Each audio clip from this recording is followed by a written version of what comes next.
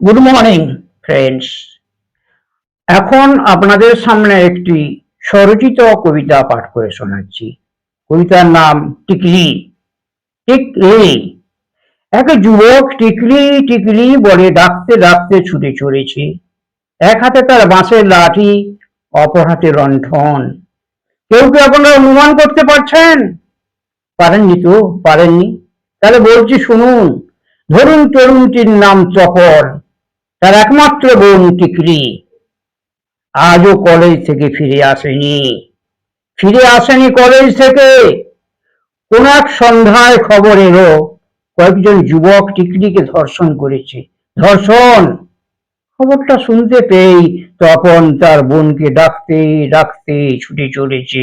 টিকলি, টিকলি।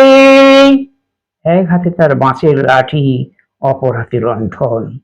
গিয়ে দেখে ধর্ষিতা টিকলির দেহটা পড়ে রয়েছে। সবাই দেখছে, ধর্ষিতার শরীরের ছবি দেখে মজা নিচ্ছে। কেউ কেউ বা ছবিও তুলছে নগ্ন দেহের। কোনো প্রতিবাদ কেউ করছে না।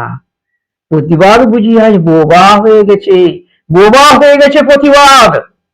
তখন বলছে, কেন যে আমি বোনকে পোয়াতে পাঠালাম। টিকলি আমার বলেছিল, পড়ে আর কাজ নেই দাদা। আগের মতো সে শিক্ষা নেই, শিক্ষার কদরও নেই। কি হবে পড়াশোনা করে? চাকরিও তো নেই।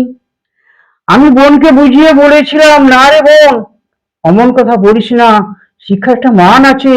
তারপর থেকে নিয়মিত সে কলেজ যেত। এসে বলতো সে রাস্তাঘাটে তাকে নির্যাতন করতো। কলেজেও শান্তি নেই যারা। ওরা নারীর শরীরটাকে কি ভাবে? ভোগ্য বস্তু। ওরা ভুলে গেছে নারীর গর্ভ থেকে ওদের জন্ম। এগুলির কথা যদি শুনতাম, তাহলে দৃশ্য কি আমায় দেখতে হতো?